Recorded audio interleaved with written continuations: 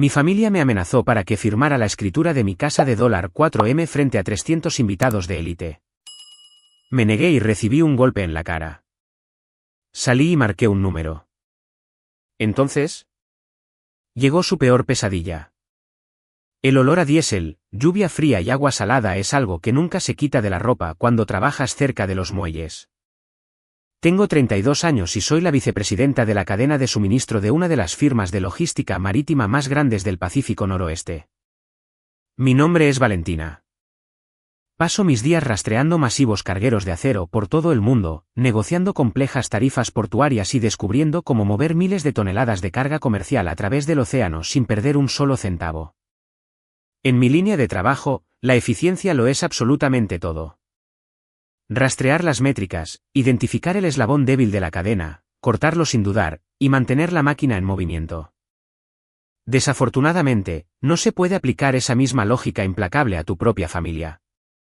Era un martes por la tarde y la incesante lluvia de Seattle golpeaba fuertemente contra los ventanales de mi oficina en la esquina. Estaba en medio de una videoconferencia muy estresante, tratando de desviar un envío atrasado de productos electrónicos industriales de un puerto congestionado en Asia, cuando mi teléfono celular personal comenzó a vibrar en mi escritorio. La identificación de la llamada mostraba el nombre de mi madre, Lorena. Miré la pantalla brillante por un largo y pesado momento. Escuché la lluvia golpeando el cristal, silencié mi micrófono en la videollamada y respiré hondo antes de contestar. Con mi madre, siempre necesitas prepararte para el impacto. Ella no preguntó cómo iba mi día.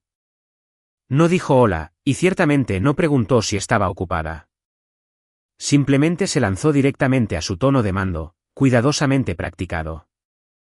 Lorena poseía esta aterradora habilidad innata para sonar como si estuviera presentando una gala benéfica de la alta sociedad, incluso cuando solo hablaba por teléfono celular. Me informó con una confianza desenfadada que mi hermano menor, Brandon, finalmente había conseguido el lugar para la cena de ensayo de su boda. Brandon tiene 28 años, y es el chico de oro indiscutible de la familia. También es un fracaso espectacular e impresionante. Mientras yo trabajaba 80 horas a la semana, dormía en salas de espera de aeropuertos y me abría paso en la escala corporativa para ganarme mi título de vicepresidenta, Brandon estaba ocupado lanzando startups boutique que no llegaban a ninguna parte. Su desastre más reciente fue una empresa de inteligencia artificial que supuestamente iba a revolucionar la forma en que las personas adineradas organizan sus vestidores. Gastó cientos de miles de dólares en branding personalizado, muebles de oficina caros y fiestas de networking antes de que la empresa quebrara en 6 meses. Pero para mi madre, Brandon era simplemente un genio incomprendido esperando que el mundo se pusiera al día con su brillantez única. Lorena suspiró en el receptor, un sonido suave y teatral destinado a transmitir lo agotada que estaba de ayudarlo. Me dijo que la cena de ensayo se llevaría a cabo en un exclusivo club náutico solo para socios justo en el paseo marítimo del centro. Luego, sin perder el ritmo, me dijo que ya habían puesto mi nombre para el depósito. Lo llamó una pequeña contribución familiar esperada, $50,000. Me recosté en mi silla ergonómica de cuero y observé un enorme carguero que se adentraba lentamente en el puerto gris debajo de mi ventana. Le pedí que repitiera el número solo para estar completamente segura de haberla escuchado correctamente sobre el sonido de la tormenta afuera. Ella lo repitió sin una pizca de vergüenza, añadiendo que, dado que yo era la hermana mayor exitosa, era mi deber fundamental asegurar que Brandon tuviera la base que merecía para su nueva vida. Su tono no dejaba absolutamente ningún lugar para el debate. No era una solicitud. Era una factura. Dejé que el silencio se mantuviera en la línea durante 10 segundos completos. En logística y negociaciones corporativas, el silencio es un arma. Dejas que la otra persona llene el vacío, y usualmente revelan su desesperación. Lorena se aclaró la garganta, claramente molesta por mi falta de cumplimiento inmediato y agradecido. Me espetó que la prometida de Brandon ya había elegido los centros de mesa personalizados, y el club náutico necesitaba la transferencia bancaria para el viernes por la mañana. Me incliné hacia el teléfono y mantuve mi voz perfectamente plana. Le dije que mi salario corporativo no era un fondo de capital de riesgo para la vida social de Brandon. Le dije que no pagaría $50,000 por una cena y que necesitaban encontrar un lugar más barato. La temperatura de la llamada telefónica bajó a 0. Lorena no gritó. Simplemente bajó la voz a un susurro peligroso y venenoso. Me dijo que tenía un corazón frío y corporativo y que lamentaría profundamente darle la espalda a su propia sangre. Colgó antes de que pudiera responder. Dejé el teléfono sobre mi escritorio. Conocía a mi madre. Este no era el final de la conversación. Era una declaración de guerra. Menos de una semana después de la llamada, se exigió estrictamente mi asistencia en casa de mis padres para una cena familiar dominical. Sabía que era una trampa. Sabía que me estaba metiendo en una emboscada. Pero en mi industria, nunca evitas una negociación hostil. Entras en la habitación, observas el comportamiento de referencia de tu oponente y recopilas información. El comedor era una clase magistral de ilusión financiera. Mis padres vivían en una mansión extensa y anticuada en Bellevue, llena de alfombras persas importadas, pesadas lámparas de araña de cristal y pretenciosas pinturas al óleo. Daniel, mi padre, se sentó a la cabecera de la larga mesa de caoba. Era vicepresidente en la empresa de transporte marítimo de mi abuelo, pero todos en la industria sabían que era un título puramente ceremonial. Daniel no tenía agallas ni perspicacia para los negocios. Era un hombre que prefería jugar al golf y beber whisky escocés caro a mirar hojas de cálculo trimestrales. Brandon se sentó frente a mí, con un suéter de cachemira de diseñador que yo sabía que no podía permitirse. A su lado estaba Jazmín, su nueva prometida. Jazmín era un estudio fascinante en el ascenso social agresivo.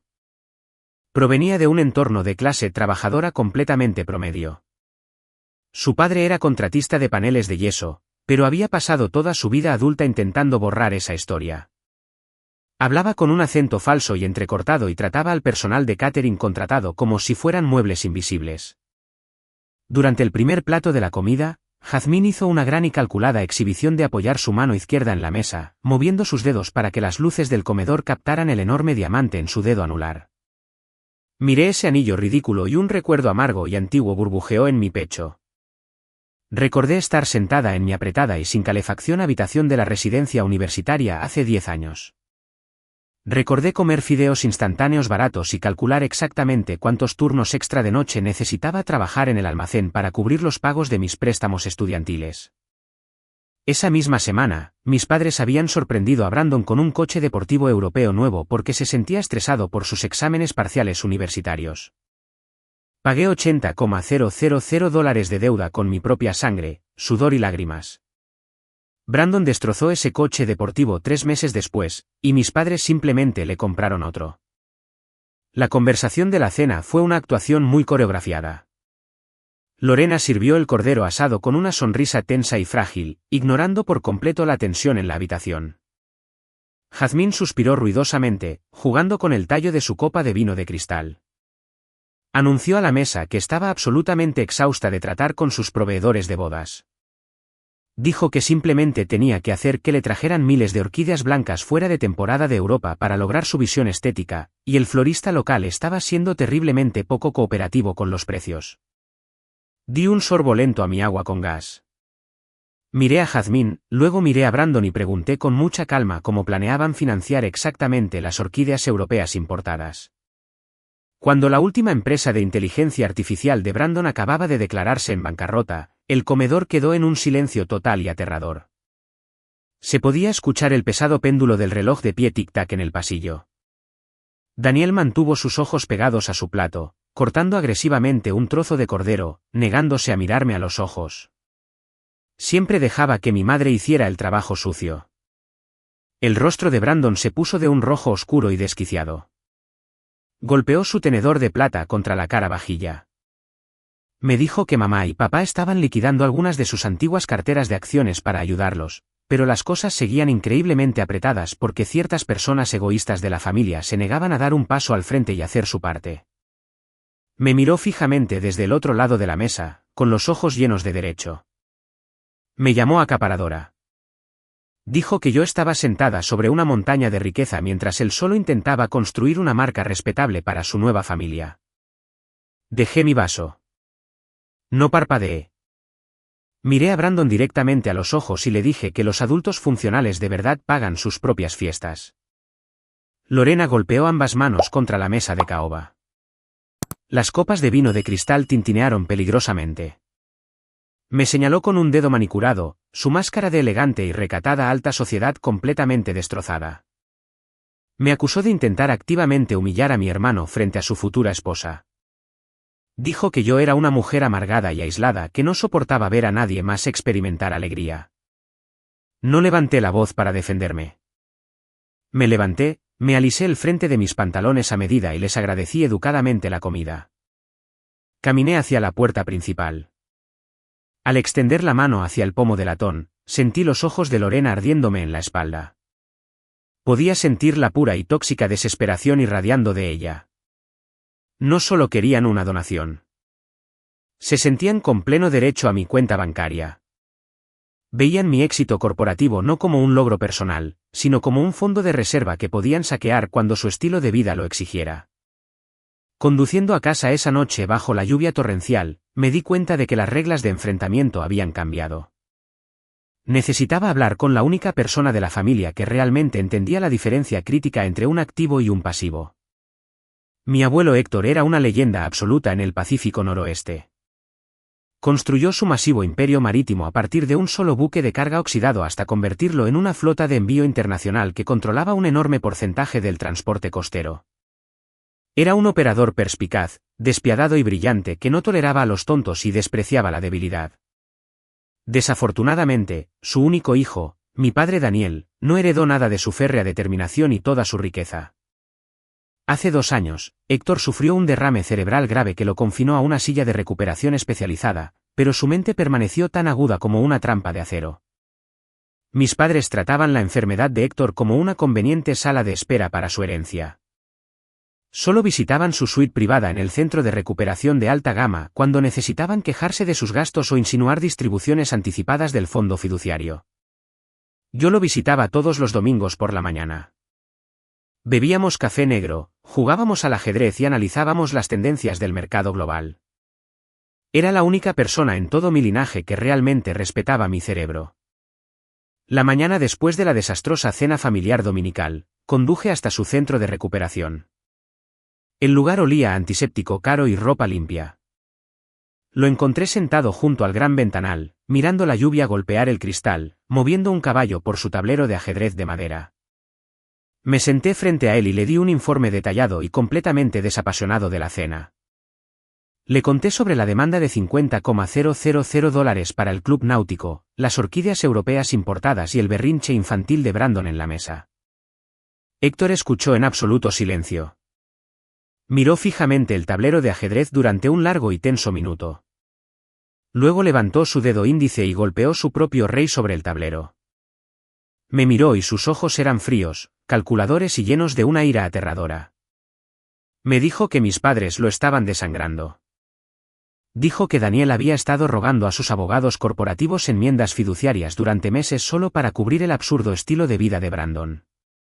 Héctor sabía que la próxima boda iba a ser un matadero financiero para las cuentas de la familia.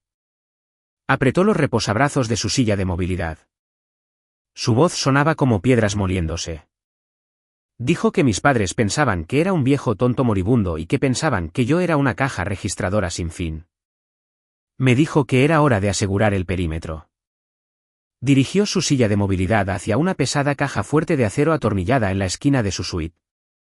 Marcó un complejo código numérico, sacó un grueso sobre de manila sellado y lo dejó caer sobre la pequeña mesa entre nosotros. Me dijo que dentro de ese sobre estaba la escritura legal de la propiedad inmobiliaria física más valiosa que poseía fuera de la empresa de transporte. Era una propiedad por la que mi padre había estado babeando durante una década. La estaba transfiriendo a mí irrevocablemente en ese mismo instante. Abrí el sobre y saqué el nítido papel legal. Mis ojos se fijaron en la dirección de la propiedad. Era la mansión de alta tecnología ubicada en un acantilado privado con vistas a Puget Sound. Esto no era solo una casa. Era una obra maestra de arquitectura y seguridad de $4 millones.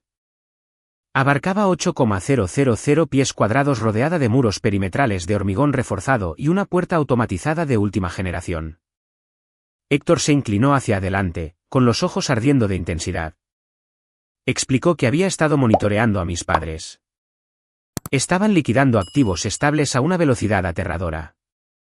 Sospechaba que Daniel estaba desviando discretamente dividendos corporativos para pagar la boda de Brandon y sus propias cuotas del club de campo.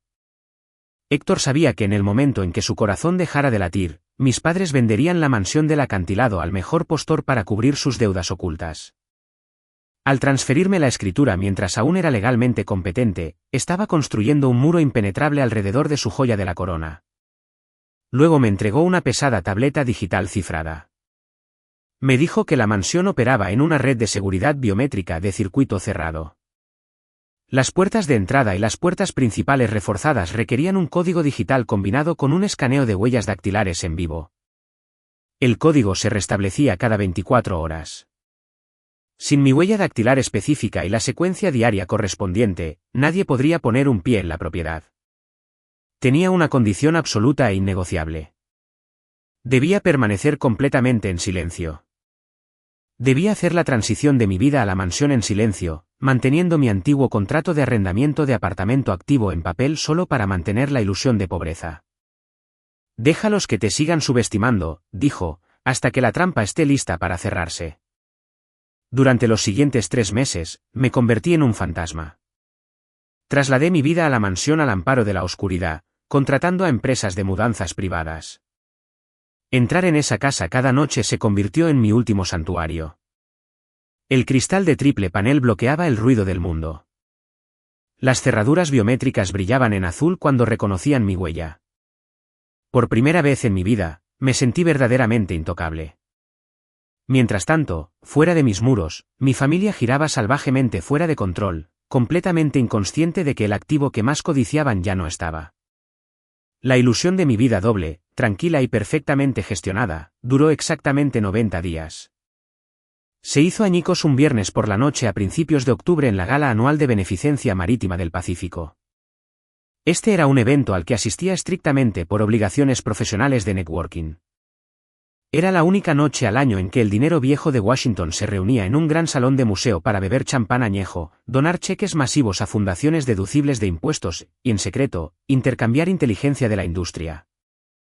Llevaba un sencillo vestido de noche negro a medida y me mantenía en el perímetro extremo de la sala, sosteniendo un vaso de agua con gas. Observaba a la multitud con la frialdad objetiva de un auditor de la cadena de suministro en busca de ineficiencias. El cuarteto de cuerda que tocaba de fondo apenas se oía por el rugido del parloteo de los ricos. Mis padres estaban en el centro de la sala de exposiciones principal. Lorena estaba absolutamente en su elemento. Llevaba un collar de diamantes en cascada que costaba más que un vehículo de lujo. Su risa era demasiado fuerte, demasiado frecuente y completamente hueca. Chocaba copas de cristal con políticos locales y magnates navieros, interpretando el papel de la matriarca triunfante que se preparaba para la boda de la década. Daniel, sin embargo, tenía un aspecto terrible. El costo físico de sus mentiras comenzaba a manifestarse. Sudaba visiblemente a través del cuello rígido de su smoking hecho a medida. Revisaba su teléfono celular cada 3 minutos, con las manos temblando ligeramente mientras se desplazaba por sus mensajes.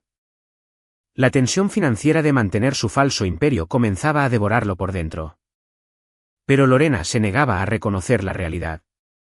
Se negaba a dejar de actuar. Yo estaba de pie cerca de una escultura de arte moderno, analizando una conversación entre 2 directores de puerto, cuando ocurrió el error fatal. Un anciano llamado Ricardo entró en la sala. Ricardo era el corredor gestor de la firma de bienes raíces de lujo más exclusiva del Pacífico Noroeste.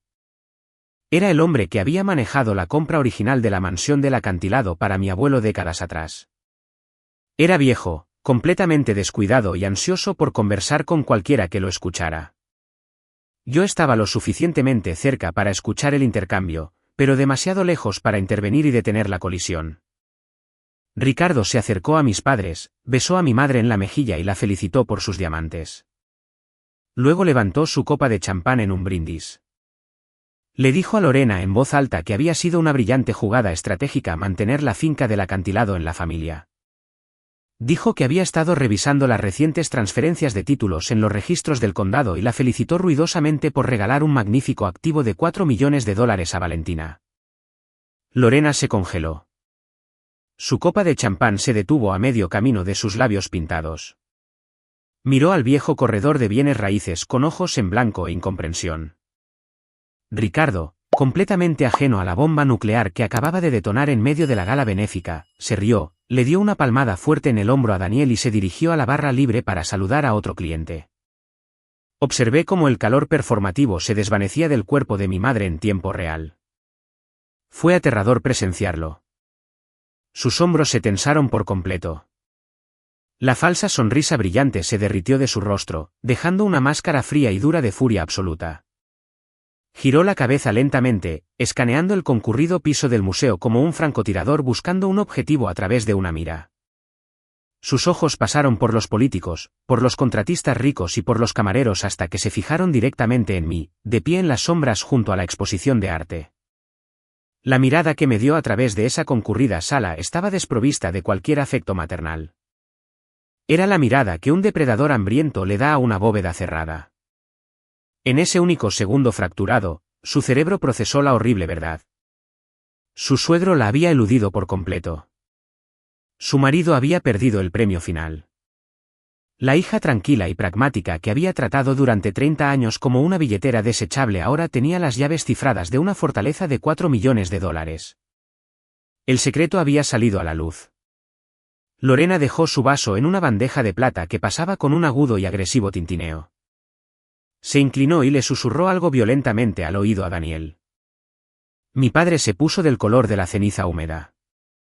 Me miró, tragó saliva con dificultad y se secó el sudor de la frente con un pañuelo de seda. No se acercaron a mí. No armaron un escándalo frente a sus compañeros.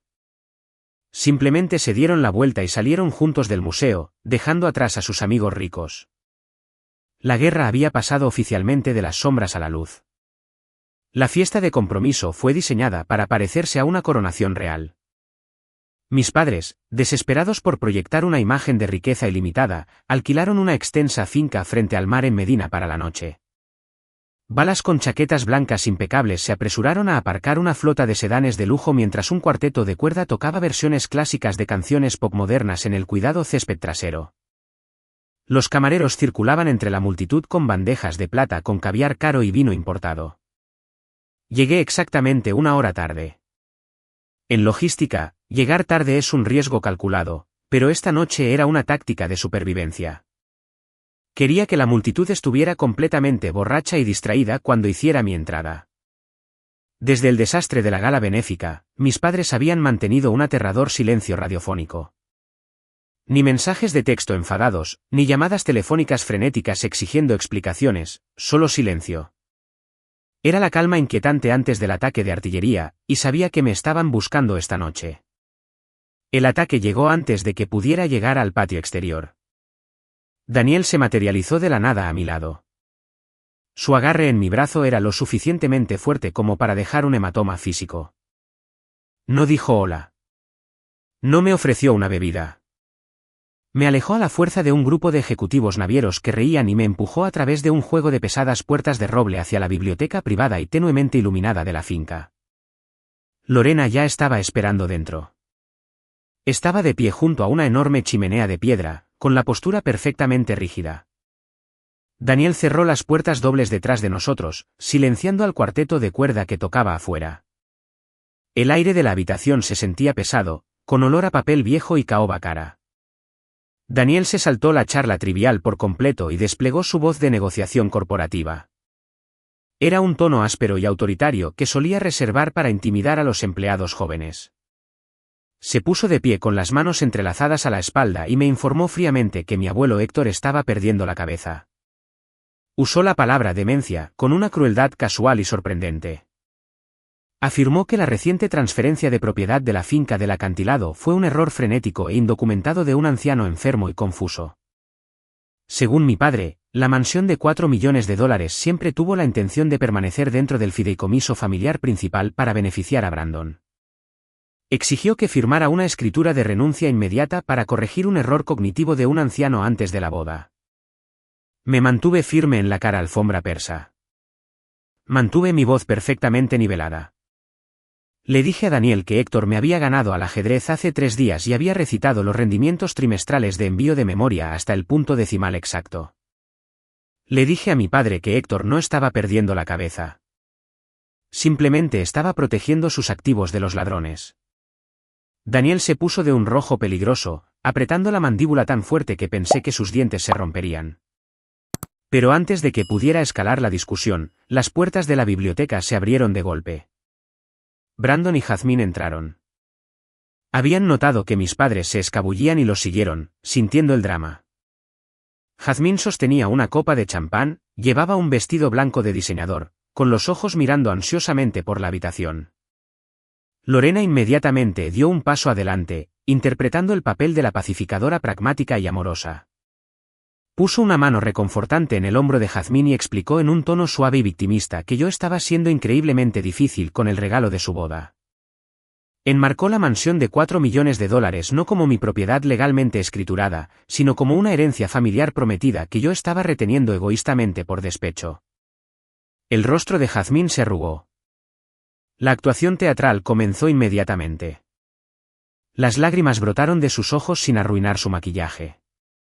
Dejó caer su copa de champán sobre una mesa auxiliar, me señaló con un dedo manicurado y me acusó de intentar activamente sabotear su futuro matrimonio. Sollozó que Brandon necesitaba una prestigiosa sede para albergar juntas de caridad y establecer su estatus en la sociedad de Washington. Afirmó que una mansión masiva estaba completamente desperdiciada en una mujer soltera que trabajaba demasiado. Brandon infló el pecho, interponiéndose delante de su llorosa novia para parecer intimidante con su chaqueta de terciopelo. Me miró con puro disgusto. Me llamó una solterona amargada y celosa.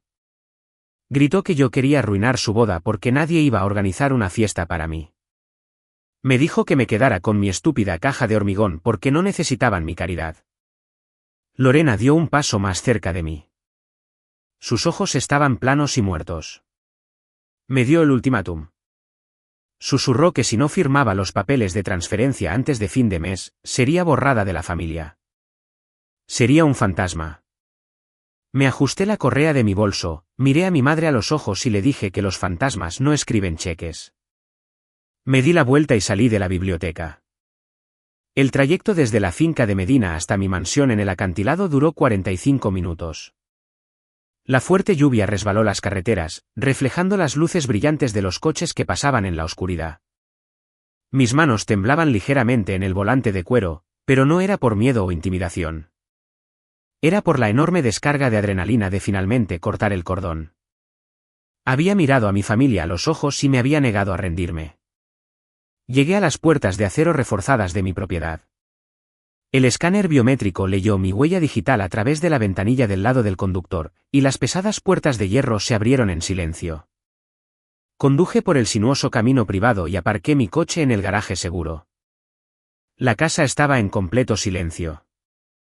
Los suelos calefactados calentaban mis pies descalzos mientras entraba en la enorme cocina vacía para servirme un vaso de agua fría. Trabajar en logística corporativa entrena tu cerebro para verificar absolutamente todo. Nunca confías en un sector tranquilo, y nunca asumes que un enemigo se ha retirado solo porque no puedes verlo. Me senté en la isla de granito de la cocina, abrí mi ordenador portátil e inicié sesión en el servidor de seguridad cifrado de la mansión. El sistema me permitía monitorear todas las solicitudes de visitantes entrantes e intentos de acceso físico en la puerta perimetral. Abrí el registro de seguridad diario. Desplacé el cursor más allá de mis propios tiempos de entrada, luego mis ojos se fijaron en él. Una enorme bandera roja registrada por el sistema de la puerta. Esa misma tarde, justo cuando me estaba vistiendo para la fiesta de compromiso, alguien se había acercado al intercomunicador exterior a pie. Habían introducido una secuencia de anulación manual intentando adivinar el código maestro. Cuando eso falló, las cámaras de seguridad grabaron a la persona intentando abrir físicamente el panel de mantenimiento del motor de la puerta. Hice clic en el archivo de vídeo adjunto.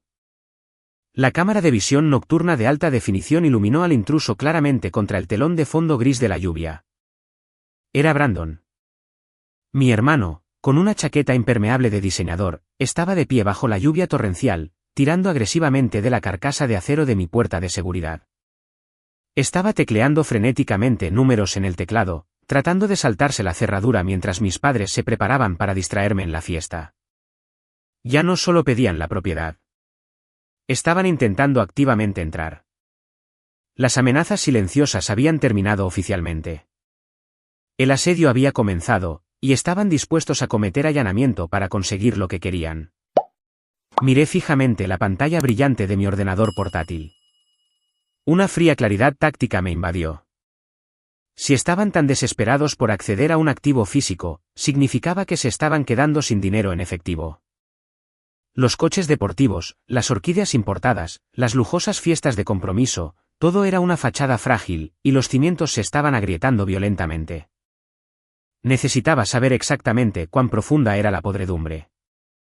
Cerré la aplicación de seguridad y abrí una nueva ventana de navegador altamente cifrada. Antes de convertirme en vicepresidenta de la cadena de suministro, había pasado 2 años agotadores realizando auditorías internas para la empresa marítima de mi abuelo. Todavía recordaba los protocolos de acceso administrativo de puerta trasera para los portales de pago de proveedores heredados. Daniel era vicepresidente de esa empresa.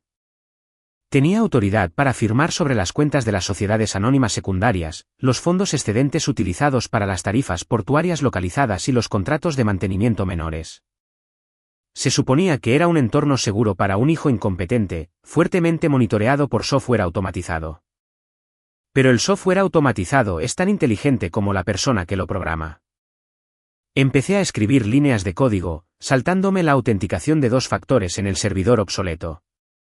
La pantalla parpadeó en negro, luego se llenó de interminables columnas de datos verdes. Estaba mirando los libros de contabilidad corporativos sin filtrar de los últimos 3 años. No me sentía como una hija espiando las finanzas de su padre. Me sentía como una investigadora forense entrando en la escena de un crimen reciente. Los clics mecánicos de mi teclado resonaban en la silenciosa cocina. Me crujieron los nudillos, me serví una taza de café negro recién hecho y comencé a extraer los datos. Iba a auditar a mi propia familia, e iba a averiguar qué tipo de monstruo se escondía en las cuentas bancarias de mi padre. En la gestión de la cadena de suministro, se aprende una verdad fundamental muy rápidamente. La falta de inventario siempre deja un rastro documental. No se puede simplemente borrar un contenedor de envío de la existencia. Debe ser registrado, movido o dado de baja como una pérdida total. El dinero opera bajo el mismo principio físico. Millones de dólares no se desvanecen simplemente en el éter. Dejan migas de pan. Me senté en la cocina oscura de mi mansión, la única luz provenía del brillo clínico y áspero de mis 2 monitores. Comencé a filtrar los libros de contabilidad corporativos por fecha, dirigiéndome específicamente a las cuentas terciarias que Daniel controlaba. Crucé esos pagos corporativos con los registros públicos de impuestos a la propiedad del condado y los registros comerciales estatales. Buscaba la simetría entre el gasto lujoso de mi familia y el desangre financiero de la empresa. Primero, analicé la línea de tiempo del fallido startup de inteligencia artificial de Brandon.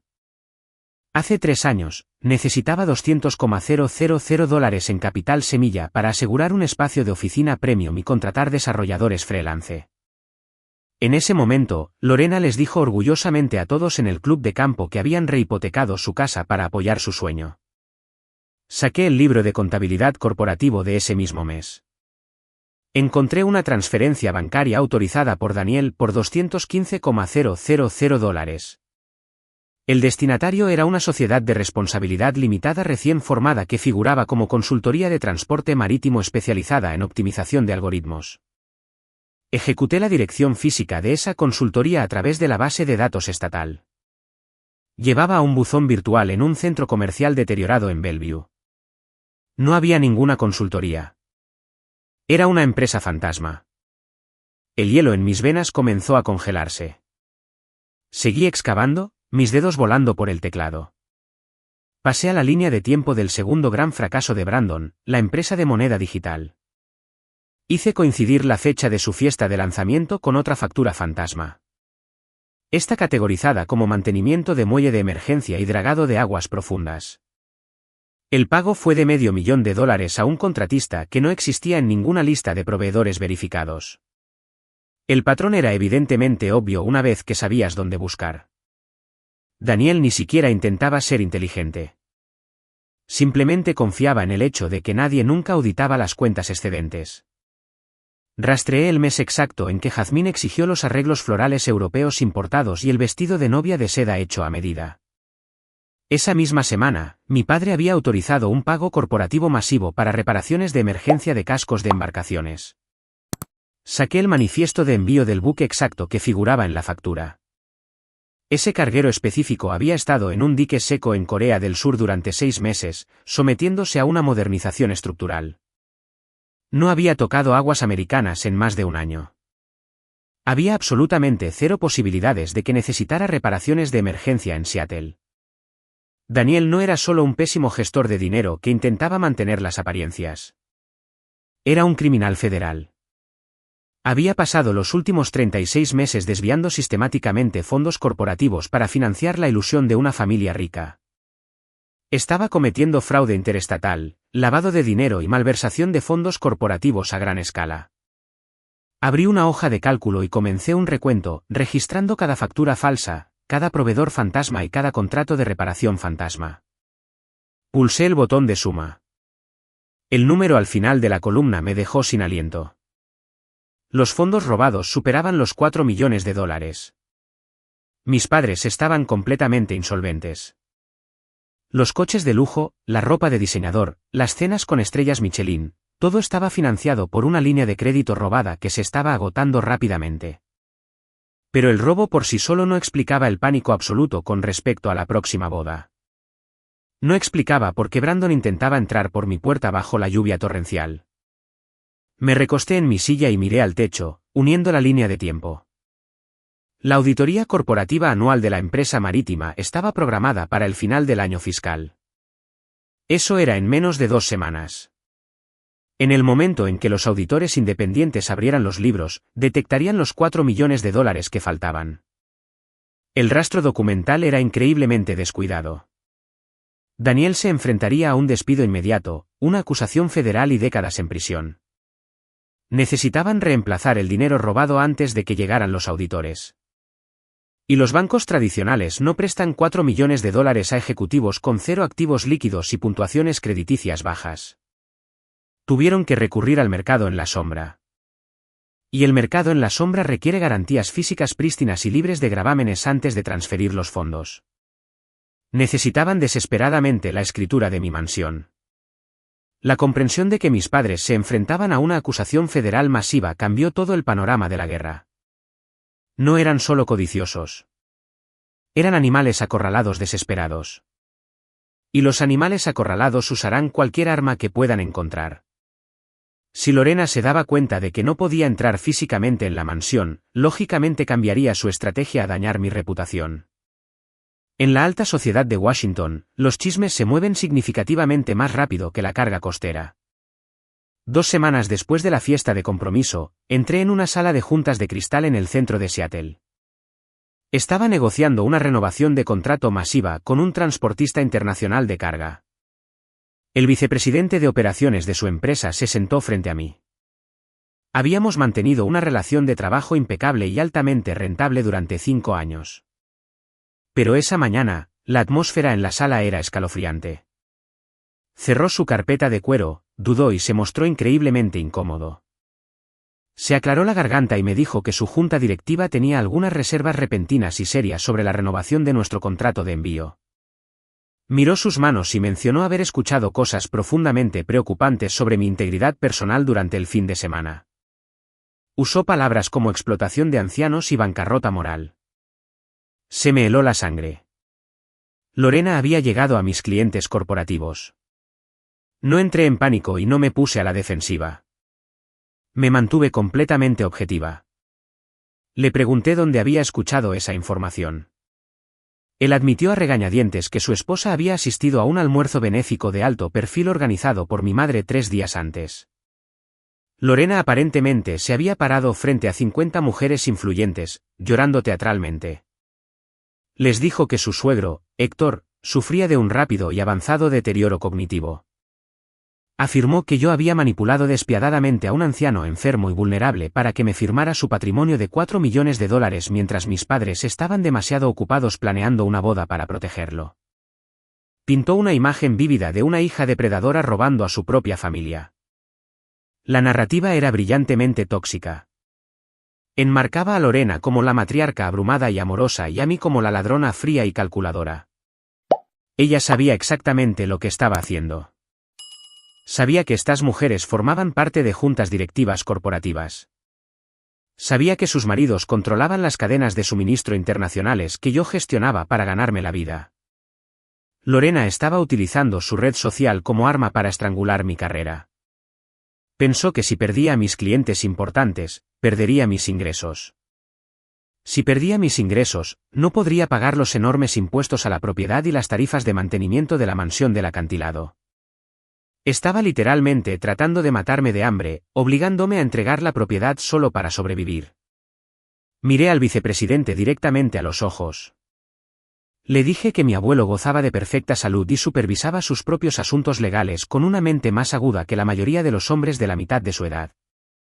Afirmé que la fricción familiar era desafortunada, pero que no tenía absolutamente ninguna relación con mi eficiencia logística. Luego abrí mi ordenador portátil y giré la pantalla para que lo viera. No discutí con los rumores de la sociedad. Discutí con datos concretos. Le mostré cómo mis optimizaciones de ruta habían reducido sus costos de tránsito en un 12% el último trimestre. Le recordé, señalando las columnas exactas de la hoja de cálculo, que mi equipo había ahorrado a su empresa más de $2 millones durante las recientes huelgas portuarias al desviar su carga a través de Canadá. Lo obligué a elegir entre un rumor social infundado y el beneficio medible. Él miró los números durante mucho tiempo. La tensión en la habitación era palpable. Finalmente, se metió la mano en la chaqueta, sacó su bolígrafo y firmó la renovación del contrato. Gané esa batalla específica, pero el disparo de advertencia había pasado justo por mi cabeza. Regresé a la mansión sintiendo un nuevo y pesado tipo de agotamiento. Mi familia ya no era solo molesta o con derechos. Eran increíblemente peligrosos. Estaban intentando activamente destruir mi sustento.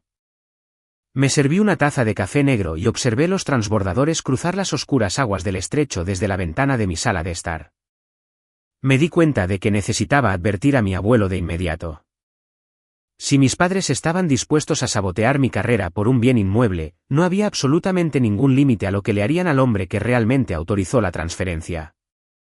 Se estaban quedando sin tiempo y Daniel necesitaba esa garantía antes de que llegaran los auditores. La campaña de desprestigio fue solo el primer movimiento. Conduje hasta el centro de vida asistida de mi abuelo a la mañana siguiente.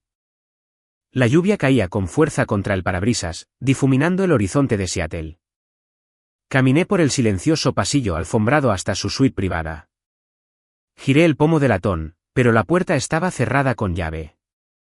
Héctor nunca cerraba su puerta durante el día. Una enfermera de piso pasó llevando un historial médico. La detuve y le pregunté dónde estaba mi abuelo. Me miró con una expresión muy tensa. Me informó que Daniel había visitado hacía una hora, acompañado por un equipo de abogados corporativos agresivos. Me quedé en el pasillo vacío mientras las piezas se encajaban en una imagen aterradora y completa. La campaña de desprestigio que mi madre lanzó en el almuerzo no era solo para castigar mi carrera. Era una base legal calculada.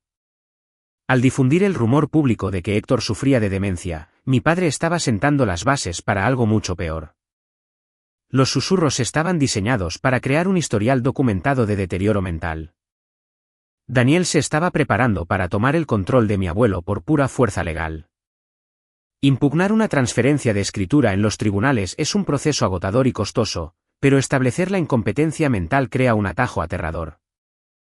Si Daniel podía convencer a un juez local de que Héctor sufría de demencia avanzada, podría asegurar una tutela médica de emergencia que le otorgaría a mi padre un control total e inmediato sobre todo el patrimonio de mi abuelo, permitiéndole anular legalmente la transferencia de la mansión y reclamar la garantía para el préstamo en la sombra. Corrí de regreso al estacionamiento. La lluvia me empapaba el cabello mientras corría hacia mi coche. No me molesté con la recepción. Pasé por alto por completo la estación de enfermería y fui directamente al patio exterior privado de las instalaciones. Héctor estaba sentado en su silla de movilidad bajo un toldo impermeable, mirando el cielo gris. Parecía increíblemente cansado. El formidable magnate marítimo que había construido un imperio finalmente sentía el aplastante peso de la traición de su propio hijo. Me senté a su lado. Le conté sobre los $4 millones que faltaban. Le conté sobre los proveedores fantasmas, las facturas de reparación falsas y la próxima auditoría corporativa. Le expliqué el préstamo en la sombra y el verdadero motivo desesperado detrás de su implacable demanda por la mansión del acantilado. Héctor no se asombró. No lloró. El silencio que siguió fue pesado y oscuro.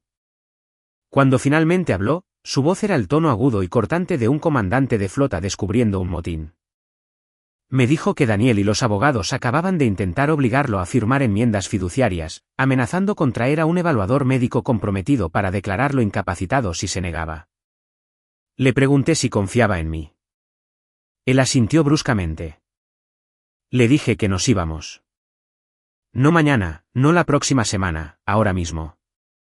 En mi línea de trabajo, la extracción rápida es un procedimiento operativo estándar. Traté a mi abuelo como carga de alto valor. Saqué mi teléfono y me puse en contacto con una empresa privada de transporte médico que usaba con frecuencia para reubicaciones corporativas especializadas. En 2 horas, una discreta furgoneta de transporte negra llegó al muelle de carga trasero de las instalaciones, evitando por completo el vestíbulo principal y las cámaras de seguridad. Empaqué las pertenencias esenciales de Héctor en una sola maleta. Ya había utilizado mis conexiones corporativas para asegurar una suite premium en un centro de rehabilitación privado en el norte de California. Las instalaciones atendían a personas de alto patrimonio neto y ofrecían un anonimato impenetrable. Estaba ubicado en lo profundo de las secuoyas, lejos del alcance tóxico de la alta sociedad de Washington y los abogados de mi padre. Registré a Héctor con un alias de privacidad, utilizando una empresa fantasma corporativa para manejar la facturación para que el rastro documental desapareciera. Al atardecer, estaba en un vuelo charter privado que se dirigía al sur. La extracción fue impecable. Cuando Lorena me llamó gritando a la mañana siguiente, acusándome de secuestrar a un anciano, mantuve mi tono inexpresivo. Le informé que Héctor se había trasladado voluntariamente a unas instalaciones seguras para concentrarse en su fisioterapia y que sus abogados corporativos personales ahora se encargaban de toda la comunicación. La línea quedó en silencio. Lorena se dio cuenta de que la ventaja de proximidad había desaparecido. Sin acceso físico a Héctor, la estrategia de tutela quedaba completamente neutralizada. No podían obligarlo a someterse a una evaluación médica. Se habían quedado sin atajos, sin tiempo y oficialmente acorralados. La cena de ensayo se llevó a cabo en un exclusivo club náutico solo para socios con vistas al paseo marítimo del centro. El espacio estaba cubierto de seda blanca importada, y las mesas estaban puestas con fina porcelana y copas de cristal. Los camareros, con impecables uniformes blancos, circulaban por la sala con bandejas de plata con aperitivos con trufa y champán añejo. Para un observador externo, parecía una impresionante celebración de éxito monumental. Para mí, conociendo la verdad sobre los libros de contabilidad corporativos, parecía exactamente la escena de un crimen muy decorada. Asistí a la cena por una razón táctica específica. En el sector de la logística, nunca se entra en una negociación crítica sin observar el comportamiento de referencia del oponente justo antes de la fecha límite. Se buscan signos de estrés extremo, fatiga y desesperación absoluta. La familia estaba transmitiendo desesperación en todas las frecuencias visibles. Daniel estaba cerca de la barra de caoba. Estaba en su tercer whisky doble antes de que se sirviera el primer plato. Su piel tenía una palidez grisácea enfermiza. Sus manos temblaban tan notablemente que el hielo tintineaba contra el vaso cuando lo llevaba a la boca. Cada vez que su teléfono celular vibraba en su bolsillo, se sobresaltaba violentamente. Sabía exactamente quién le estaba enviando mensajes. Es probable que los prestamistas privados en la sombra estuvieran exigiendo actualizaciones de estado sobre su garantía. La auditoría corporativa estaba programada para el lunes por la mañana. Era actualmente viernes por la noche. Daniel parecía un hombre de pie sobre una trampilla esperando que el verdugo tirara de la pesada palanca de hierro. Brandon y Jazmín estaban en el lado opuesto de la sala. Brandon llevaba una chaqueta de terciopelo a medida. Reía ruidosamente, sosteniendo una copa de vino tinto caro, interpretando el papel del empresario tecnológico triunfante que finalmente había llegado. Jazmín estaba a su lado con un vestido de cóctel blanco de diseñador, ocupada inspeccionando los arreglos florales y emitiendo quejas tranquilas y arrogantes al gerente de catering. Estaba completamente ajena a la enorme guillotina financiera que pendía sobre la familia de su futuro esposo. Sus padres estaban cerca. Su padre, Ricardo, el rico contratista comercial de paneles de yeso, era ruidoso, jactancioso y encantado de casar a su hija con el viejo dinero marítimo de Seattle. No tenía absolutamente ninguna idea de que el dinero marítimo era una frágil ilusión construida sobre el fraude electrónico federal. Lorena era el motor frenético que mantenía toda la ilusión intacta. Mi madre se movía entre grupos de invitados. Tocaba brazos, ofrecía sonrisas brillantes y proyectaba la confianza suprema de una matriarca rica. Pero sus movimientos eran increíblemente bruscos y espasmódicos. Su risa era demasiado fuerte y fragmentada. Estaba funcionando con una mezcla tóxica e insostenible de adrenalina y puro terror. Sabía que la auditoría federal se avecinaba. Sabía que el préstamo en la sombra era su única vía de escape. Y sabía que yo era el único obstáculo físico que se interponía en su camino. Durante la hora del cóctel, sus ojos me seguían por toda la sala. Estaba calculando su momento para atacar. Nos sentamos para una comida de 5 platos. Me asignaron un asiento en el extremo más alejado de una mesa secundaria cerca de las puertas de servicio de la cocina. Era una ubicación estratégica diseñada para aislarme y recordarme mi estatus inferior en la jerarquía familiar. No me importaba. El punto de vista me permitía observar toda la sala sin entablar conversaciones triviales sin sentido. Comí mi lubina asada en silencio. El personal de catering trajo bandejas de plata de carne premium. Cada bocado estaba financiado con dinero robado. Cada sorbo de Burdeos añejo era un delito federal. Estaban literalmente consumiendo la evidencia de su propia destrucción. Brandon se levantó para hacer un brindis, golpeando una cuchara de plata contra su copa de cristal. Habló con arrogancia sobre las luchas del camino empresarial, afirmando que sus dificultades lo habían preparado para las profundas responsabilidades del matrimonio. Fue un discurso superficial y autocomplaciente. Observé a Daniel agarrar el borde de la mesa con tanta fuerza que sus nudillos se pusieron blancos mientras Brandon hablaba. Daniel sabía que el camino empresarial estaba financiado enteramente por su propia malversación. El costo físico de las mentiras estaba destrozando a mi padre en tiempo real. Después del tercer plato, la alegría sintética y la asombrosa hipocresía de la sala se volvieron asfixiantes. Necesitaba un momento de tranquilidad. Me excusé de la mesa y caminé por el largo pasillo alfombrado hacia el tocador de señoras, completamente inconsciente de que estaba caminando directamente hacia una trampa. El tocador del club náutico era un espacio increíblemente lujoso. Contaba con espejos del suelo al techo, encimeras de mármol y pesados accesorios de latón. Una suave música ambiental sonaba a través de altavoces ocultos en el techo. Me acerqué al lavabo, abrí el grifo de latón y dejé que el agua helada corriera por mis muñecas. Cerré los ojos y me concentré en mi respiración, tratando de eliminar el olor a perfume caro y carne asada de mis pulmones. La pesada puerta de madera detrás de mí se cerró de golpe con un fuerte ruido sordo. El cerrojo de latón se encajó en su lugar. La música ambiental de repente pareció desvanecerse en el fondo. Abrí los ojos y me miré en el enorme espejo. Lorena estaba de pie directamente detrás de mí. La sonrisa performativa de la alta sociedad había desaparecido por completo. La elegante matriarca se había desvanecido. En su lugar, había un depredador acorralado y desesperado. Sus músculos faciales estaban tensos, y la piel alrededor de sus ojos parecía tensa y magullada bajo su caro maquillaje. Se acercó a mí. El aroma de su perfume floral llenó el espacio confinado, dificultando la respiración. No gritó. Gritar atraería la atención de los invitados de afuera. Habló en un susurro bajo y rápido que cortaba el zumbido tranquilo del baño como una cuchilla de afeitar. Me dijo que los juegos habían terminado oficialmente. Dijo, mi terca negativa a cooperar termina esta noche. Abrió su bolso de diseñador y sacó una carpeta de manila gruesa y pesada. La dejó caer sobre la encimera de mármol justo al lado del lavabo. El sonido del papel grueso golpeando la piedra resonó en la habitación. Lorena golpeó la portada de la carpeta con una uña manicurada. Entregó su ultimátum con escalofriante precisión. Dijo, tenía hasta la hora del cóctel en la recepción de la boda de mañana por la noche para transferir la mansión del acantilado. Exigió la contraseña maestra digital y una escritura de renuncia notariada. Me informó que tenía un mensajero privado esperando en el hotel. El mensajero recibió instrucciones de llevar los documentos directamente a un registrador en la sombra para finalizar la transferencia de la garantía antes de que los bancos abrieran el lunes por la mañana. Afirmó que Brandon necesitaba el activo asegurado antes de caminar por el pasillo. La miré. Sabía que Brandon no tenía absolutamente nada que ver con esta fecha límite de medianoche.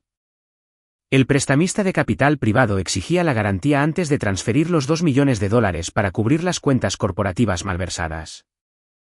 Lorena se estaba quedando sin horas. Me acerqué y cerré el grifo. El silencio repentino en la habitación amplificó la tensión extrema. Me di la vuelta para mirarla. Le hice una pregunta muy simple y práctica. Le pregunté qué planeaba hacer si yo simplemente decía que no. Sus ojos se entrecerraron en finas rendijas. Señaló la carpeta sobre el mostrador. Me dijo que había contratado a un investigador privado para recopilar un expediente completo sobre mi carrera en logística corporativa. Dijo que la carpeta contenía pruebas fabricadas pero muy convincentes de que yo había estado malversando activamente fondos de mis principales clientes internacionales. Me explicó la mecánica de su chantaje. Dijo que el dossier falso contenía cadenas de correo electrónico manipuladas, manifiestos de envío alterados y contratos de proveedores falsificados. Afirmó haber pagado a un diseñador gráfico profesional para que falsificara mi firma electrónica en documentos ilegales. Me miró directamente a los ojos y dijo que filtraría el dossier directamente a mi junta directiva y a las autoridades federales el lunes por la mañana. La amenaza colgaba pesadamente en el aire. La proyección psicológica era absolutamente asombrosa. Lorena estaba protegiendo activamente a un marido que había robado más de $4 millones usando proveedores fantasmas. Y ahora amenazaba con incriminar a su propia hija por el mismo crimen. Asumió que, como yo construí toda mi vida en torno a mi carrera, entregaría mi propiedad para proteger mi nombre. Se acercó, su voz goteando veneno, y me dijo que sería inempleable, sin hogar y muerta para la industria. Esperaba que entrara en pánico. Esperaba que llorara y rogara por mi vida profesional. En mi industria, cuando un competidor intenta una adquisición hostil utilizando apalancamiento fabricado, no se negocia. Discutir valida su engaño. No dije ni una sola palabra. Extendí la mano sobre el mostrador de mármol y saqué una toalla de lino fresca de la cesta de latón. Me sequé las manos metódicamente, tomándome mi tiempo. Lorena me observó, su respiración superficial e irregular, confundida por mi silencio. Doblé la toalla húmeda, la coloqué en la bandeja, abrí la pesada puerta y salí. Saqué mi teléfono y le envié un solo mensaje de texto a Mateo, el abogado corporativo de mi abuelo. El texto decía, comienza la ejecución. El día de la boda amaneció con una luz nítida y clara que Seattle rara vez ofrece a finales de octubre. Me desperté en mi santuario, la mansión del acantilado. La vista del estrecho de Puget era impecable. Tomé mi café y observé los transbordadores deslizarse sobre las oscuras aguas. No sentí la ansiedad habitual que acompaña a los eventos familiares tóxicos. Sentí la calma hiperenfocada y helada de un operador logístico ejecutando un protocolo final complejo. El tablero estaba perfectamente listo. Llegué al Gran Hotel 2 horas antes de la ceremonia. El vestíbulo era una sinfonía de caos coordinado. Organizadores de eventos con portapapeles digitales corrían por los suelos de mármol. El volumen de orquídeas blancas que se pasaban por las puertas de servicio era asombroso. Solo el presupuesto floral podría haber financiado una modesta startup tecnológica. Encontré a Brandon y Jazmín en la suite nupcial, posando para el fotógrafo de bodas. Jazmín estaba cubierta de seda personalizada ajustando un collar de diamantes mientras los maquilladores la rodeaban. Brandon llevaba su smoking a medida posando con una copa de champán. Eran ajenos a las placas tectónicas que se movían violentamente bajo sus pies. Trataron el día como una coronación real, exigiendo una perfección absoluta al personal del hotel. Brandon me vio desde el otro lado de la habitación. Me dedicó una sonrisa engreída y satisfecha. Pensó que había ganado. Asumió que la brutal amenaza de chantaje que nuestra madre le había entregado la noche anterior en el tocador había roto mi determinación. Él realmente creyó que al final de la noche, estaría sosteniendo las llaves de mi propiedad de $4 millones. No lo fulminé con la mirada. Simplemente le ofrecí una sonrisa educada y plana y me alejé. La ceremonia fue una clase magistral de opulencia superficial. 300 invitados entraron en el gran salón de baile. La lista de invitados era un quién es quién de la élite de Washington. Senadores estatales, ejecutivos tecnológicos y contratistas adinerados tomaron asiento en sillas de terciopelo.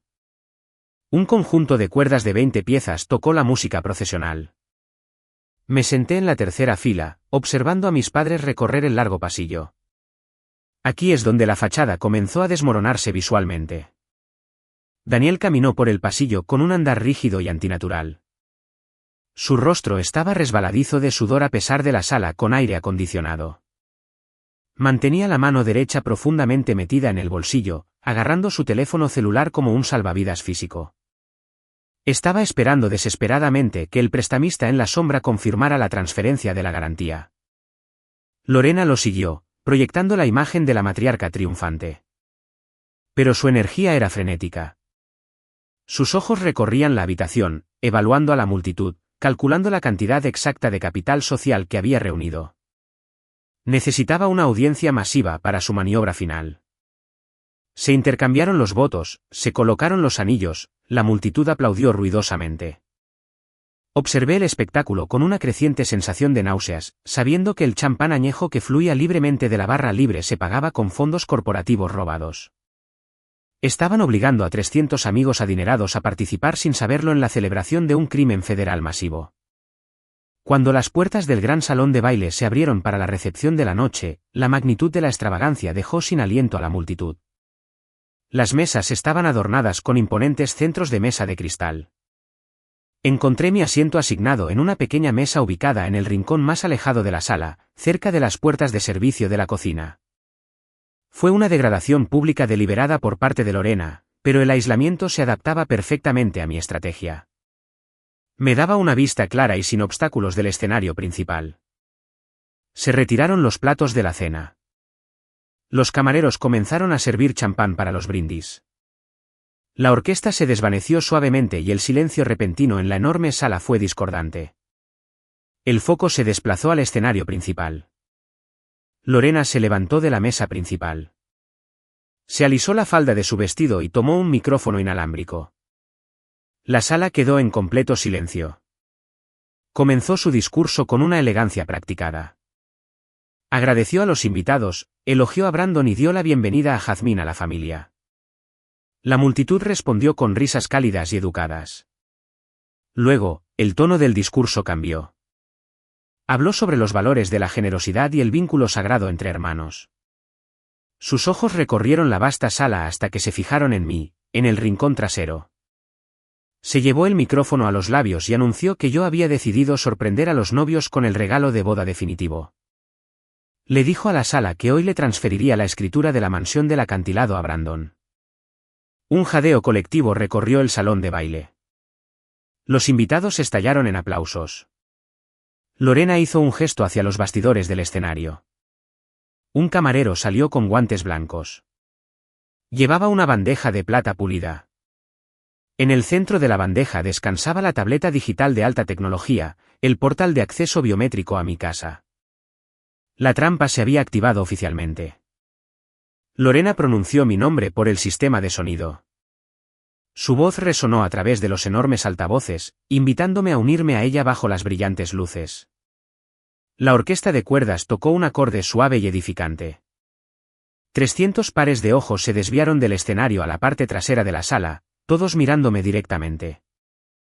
Los operadores de focos barrieron un rayo de luz blanca brillante por el techo, haciéndolo descender para posarse en mi silla. La mecánica social de su trampa era innegablemente brillante. Lorena sabía que detestaba las escenas públicas. Sabía que negarse a ponerse de pie frente a la élite de la ciudad me haría parecer increíblemente inestable y celosa. Estaba utilizando la expectativa colectiva de la multitud para forzar mi cumplimiento. No dudé. Aparté mi silla y me puse de pie. Alisé la tela de mi vestido de noche. Mantuve mi rostro completamente neutral. Me levanté de detrás de la mesa y comencé la larga caminata por el pasillo central. La distancia desde la parte trasera del salón de baile hasta el escenario principal se sintió infinita. Era una prueba de comentarios susurrados y miradas curiosas. Pasé por mesas llenas de personas que controlaban rutas de envío internacionales. Calculé la distancia física tal como calcularía una ruta de tránsito de carga. Mantuve mis ojos fijos por completo en la mujer que me esperaba en el escenario. Llegué a las escaleras alfombradas y ascendí a la plataforma. El resplandor del foco era cegador. Lorena dio un paso adelante y me rodeó la cintura con el brazo izquierdo. El gesto pareció un abrazo amoroso para la audiencia, pero su agarre era como una prensa de acero. Sus uñas manicuradas se clavaron dolorosamente en mi costado. El camarero se detuvo directamente frente a nosotros. Sostuvo la bandeja de plata como una ofrenda. La tableta iluminó nuestros rostros con la tenue luz del escenario.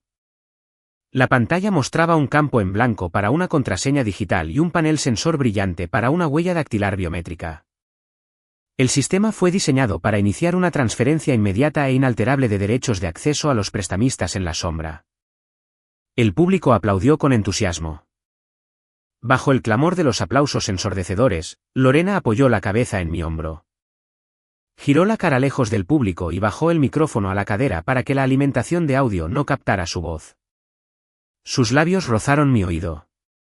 Su voz era un susurro ronco y desesperado que vibraba con puro pánico. Me siseó que lo hiciera ahora mismo. Dijo que el mensajero estaba esperando en el vestíbulo para llevar la confirmación al prestamista. Me dijo que marcara el código o filtraría el dossier fabricado el lunes por la mañana y destruiría mi vida por completo.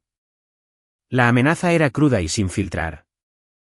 Era el sonido de una mujer viendo cómo su imperio fraudulento se desmoronaba. El camarero se quedó inmóvil. La pantalla brillante esperaba mi huella digital. Miré la interfaz digital, luego miré el mar de rostros expectantes en el oscuro salón de baile. Finalmente, giré la cabeza y miré directamente a los ojos de mi madre. La elegante máscara se había deslizado por completo. Sus pupilas estaban dilatadas. Vi el terror sin filtrar de una sentencia de prisión federal acechando justo detrás de su maquillaje de diseñador. Me estaba rogando que la salvara mientras me ponía un cuchillo en la garganta.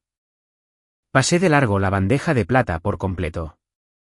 Estiré la mano y envolví mis dedos alrededor del frío y rígido metal del soporte del micrófono. Saqué el micrófono de su soporte.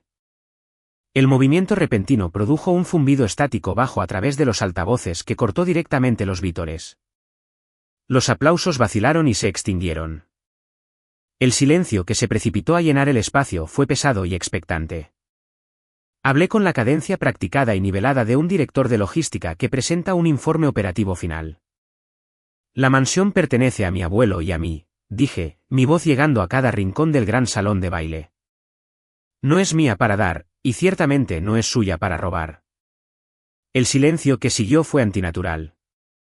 300 personas dejaron de respirar simultáneamente. Me volví hacia mi madre. Lorena se desintegró. Su mente no podía procesar la realidad de la ruina, así que recurrió a la ira física ciega. Balanceó el brazo. Su palma abierta conectó con el lado izquierdo de mi cara. El chasquido de carne contra carne sonó como un disparo a través del micrófono abierto. Mi cabeza se giró hacia un lado. Un jadeo bajo y unificado brotó de la multitud. Alguien cerca de la primera fila dejó caer una copa de champán de cristal. El delicado cristal se hizo añicos contra el suelo de mármol.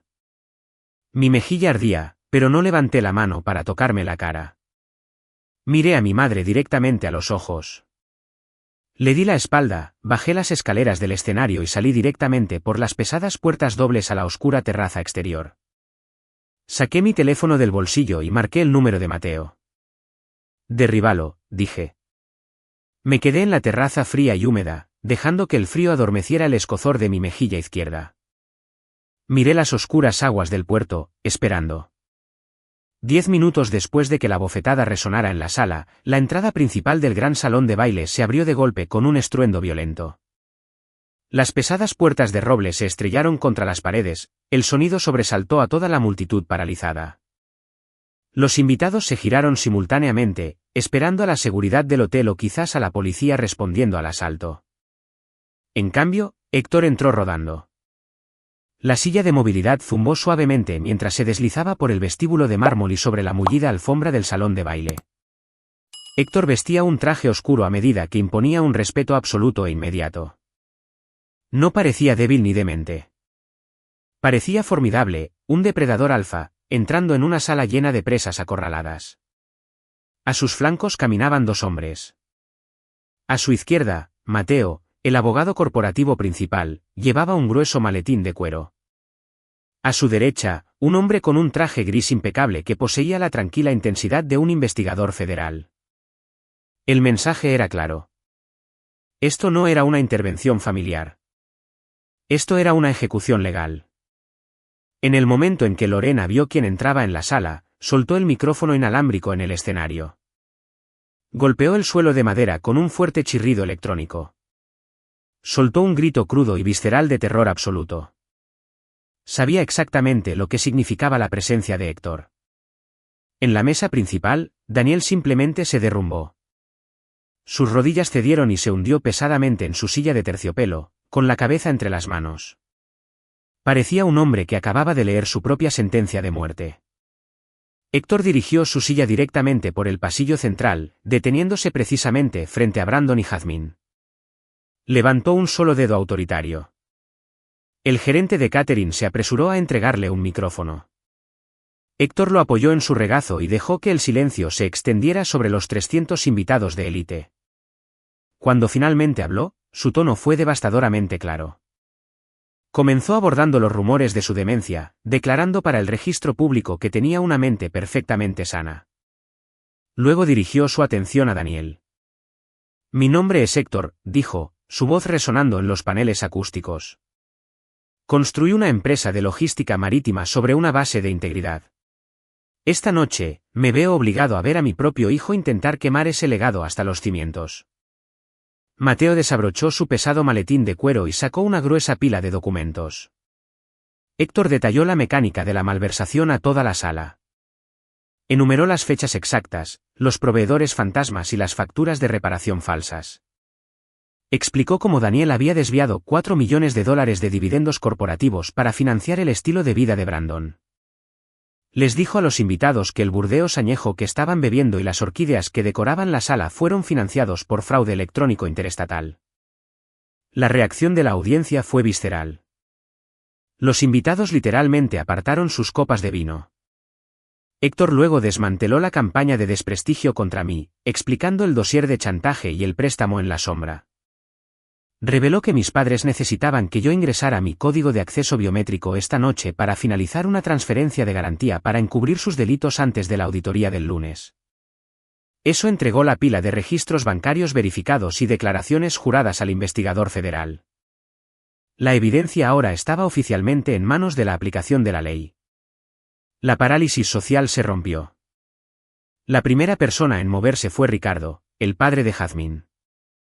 Marchó directamente hacia la cabecera, agarró el brazo de su hija y la levantó. Jazmín miró a Brandon con puro asco. Se quitó el enorme anillo de compromiso de diamante del dedo, lo arrojó directamente al pecho de Brandon y salió furiosa del salón de baile. El éxodo se convirtió en una estampida de pánico de la alta sociedad. Políticos y ejecutivos corporativos corrieron hacia las salidas, desesperados por evitar ser fotografiados en un evento financiado por fraude electrónico. En 5 minutos, el gran salón de baile era un pueblo fantasma de centros de mesa abandonados y copas de vino medio vacías. El investigador federal escoltó discretamente a una Lorena con el rostro hundido y a un Daniel sollozando a una sala de espera privada para esperar el procesamiento formal. Brandon se sentó completamente solo en la mesa principal, mirando el anillo descartado en el suelo, dándose cuenta de que no poseía absolutamente nada. 3 meses después, el aire primaveral de Seattle traía un aroma inconfundible a agujas de pino y agua salada fría. Me encontraba en la luminosa luz natural de mi mansión en el acantilado. El ruido tóxico de mi familia había sido silenciado permanentemente. Daniel y Lorena esperaban sus sentencias federales, y Brandon trabajaba en el turno de noche en un almacén solo para pagar el alquiler. Entré en el ala este de la propiedad, que había renovado para convertirla en una suite de recuperación de última generación. Héctor estaba sentado junto a la ventana, preparando un tablero de ajedrez de madera. Sus manos estaban perfectamente firmes.